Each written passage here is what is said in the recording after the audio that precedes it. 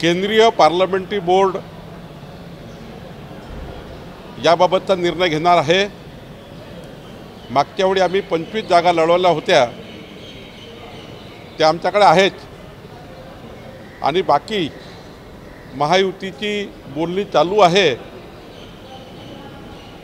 आणि 7-8 जागेबद्दल पुन्हा एकदा चर्चा होईल आणि चर्चा करून आमचं केंद्रीय नेतृत्व अंतिम यादी प्रसारित करेल। लवकरच हा निर्णय होईल।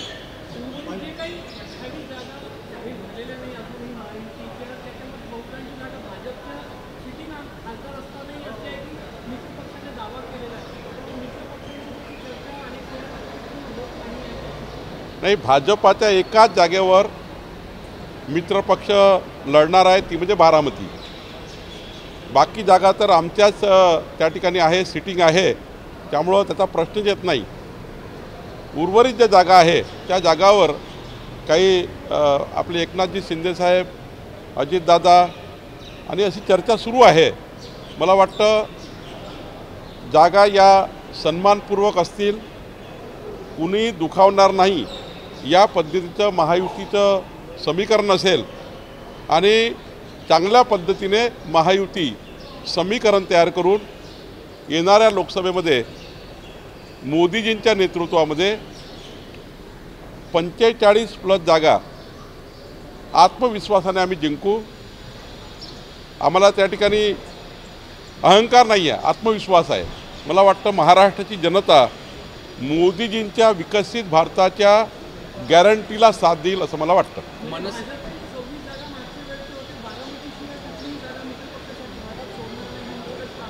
नाही, मला असं वाटतं की ज्या ठिकाणी आम्ही सिटिंग आहोत त्या ठिकाणी आणि शेवटी आम्ही तीनही महायुतीचे पक्ष जिंकण्याकरता लढतो आहे। यावर 1-2 जागा मला माहिती नाही काय होईल, पण केंद्रीय पार्लमेंटरी बोर्ड आणि महायुतीचे आम्ही सर्व नेते बसू, महाराष्ट्रामध्ये आम्ही सर्व एकत्रित बसून आमचं वरिष्ठ नेतृत्व निर्णय करेल। पण साधारणतः एकनाथ शिंदेजी ज्या जिंकतील त्यांना गेल्या पाहिजे, अजितदादा जिंकतील त्यांना गेल्या पाहिजे आणि आम्ही जिंकत असू ते आम्ही घेतल्या पाहिजे। शेवटी जिंकण्याकरता, शेवटी राजकारणामध्ये निवडणूक जी असतं ती जिंकण्याकरता असतं आणि त्यामुळं जिंकण्याचा फॉर्म्युला असणार आहे। जिंकण्याच्या फॉर्म्युल्यामध्ये मनसेला सुद्धा ॲड करणार आहेत का असा प्रस्तावाची चर्चा सुरू आहे? खरं तर मोदीजींच्या विकसित भारताच्या संकल्पाला साथ देण्याकरता आमचे घटक पक्ष, मित्रपक्ष, आमच्या विचारावर चालणारे काही पक्ष असतील, त्यांनी जर आमच्यामध्ये येण्याचा प्रयत्न केला किंवा आम्ही त्यांना सामावून घेण्यासाठी काही विचार केला तर त्यात काही वावगं नाही। मनसे येणार आहे का तुमच्या विचारांशी ते जुळत असलं तर गेल्या काही संदर्भांमध्ये बोलण्यात आलं होतं? माननीय राजसाहेबांनी जर मोदीजींच्या संकल्पाला साथ देण्याचा विचार केला तर मला वाटतं हे घडू शकेल। देखिए, ऐसी कुछ बात नहीं है, लेकिन माननीय राज साहब जी के और भारतीय जनता पार्टी के विचार एक साथ बहुत जगह जुड़ते हैं और ऐसे में राज साहब जी ने कुछ विचार किया कि मोदी जी के विकसित भारत को संकल्प को साथ देने की गारंटी पे मोदी माननीय राज साहब जी ने विचार किया, तो मुझे लगता है कोई भी चीज़ असंभव नहीं है। 2 सीट देने का चल रहा है क्या? नहीं, इसके बारे में अंतिम निर्णय हमारे केंद्रीय नेतृत्व करेगा, जो मेरे अधिकार क्षेत्र में नहीं है, मैं बात नहीं करूंगा, लेकिन केंद्रीय नेतृत्व इसके बारे में फैसला करेगा। और राज साहब, मुझे लगता है मोदी जी के विकसित भारत पर उनका निश्चित रूप से विश्वास है, तो निश्चित रूप से कुछ ना कुछ अच्छा निर्णय होगा।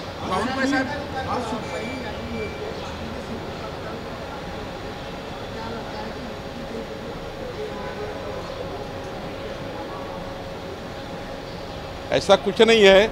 एकनाथ जी शिंदे जी जो उनका सम्मानजनक स्थान है उनको मिलने वाला है, अजीत दादा को भी सम्मानजनक स्थान मिलेगा। भारतीय जनता पार्टी, हमारी पुरानी सीट जो है 25 सीट हम लड़े थे, जिसमें 1 सीट बारामती हमने माननीय अजीत दादा को दी हुई है।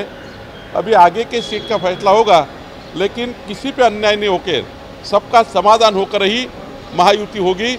और मुझे विश्वास है कि मोदी जी की गारंटी पर महायुति को लोग महाराष्ट्र के लोग पसंद करेंगे। माननीय मोदी जी के गारंटी पर वोट देंगे।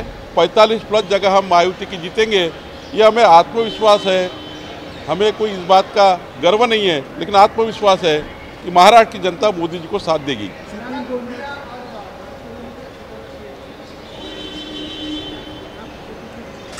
देखिए, कुछ जगह पर मंथन चल रहा है, कुछ जगह पर महायुति की चर्चाएं चल रही है। हमारे उम्मीदवार जो है उनका भी कुछ जगह पे चर्चाएं चल रही है। अभी हमारे जो बंटवारे में आती है 25 सीटें जो पहले स्टेज में थी पिछले 2019 में, वो सीटों का फैसला हम करेंगे। लेकिन महायुति की भी चर्चा हम जल्दी करके हमारा केंद्रीय नेतृत्व इसको फाइनल करेगा। कधी हे समीकरण सुटेल, बैठक कधी फायनल पार्लमेंटमध्ये महायुतीचं हे सगळं समीकरण? फार वेळ लागणार नाही, लवकरच याचा निर्णय होईल आणि मला वाटतं प्रचंड ताकदीने आम्ही महाराष्ट्रामध्ये जिंकू। लवकरच हा निर्णय होईल। कधी बैठक?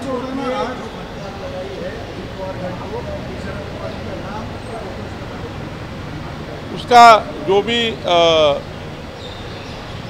कायदे के अनुसार उसका जो भी सबमिशन है वो अजित पवार के जो भी एडवोकेट है वो करेंगे।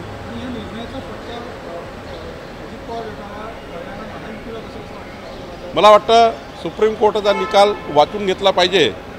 बिना वाचून त्यावर काही बोलणं काही योग्य होणार नाही।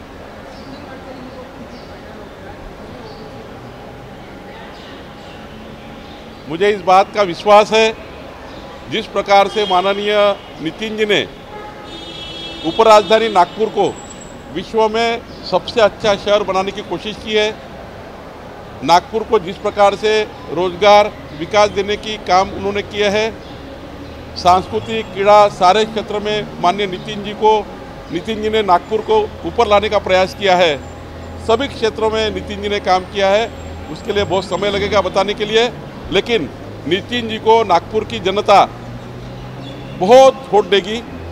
मुझे लगता है जितने वोट हो गए 70% ज़्यादा वोट नितिन जी को मिलेंगे। राहुल कसे मराठीत फक्त गडकरी साहेबांना काल उमेदवारी जाहीर केली, जोरदार अशी तयारी भाजपने? माननीय नितिन जी यांनी उपराजधानी नागपूरच्या इतिहासामध्ये आतापर्यंतचं सर्वात विकासाचं आणि सर्व क्षेत्रामध्ये नागपूरला उंची देण्याचं कार्य केलं आहे।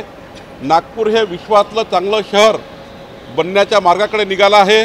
मोदीजीच्या नेतृत्वामध्ये नागपूर शहर नितीनजींनी प्रचंड योजनेच्या माध्यमातून पुढे नेलं आहे। देवेंद्रजी नितीनजी मिळून या शहराला आंतरराष्ट्रीय लेवलचं शहर करण्याचं काम करत आहे।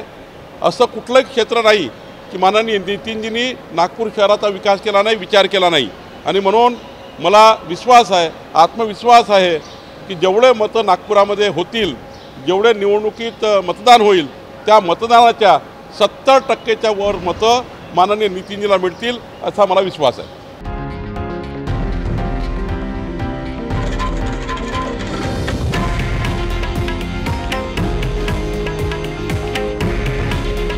हे आहे देशातील नंबर 1 न्यूज नेटवर्क आणि आपण पाहत आहात TV9 मराठी। काळजी तुमची, हित महाराष्ट्राचं।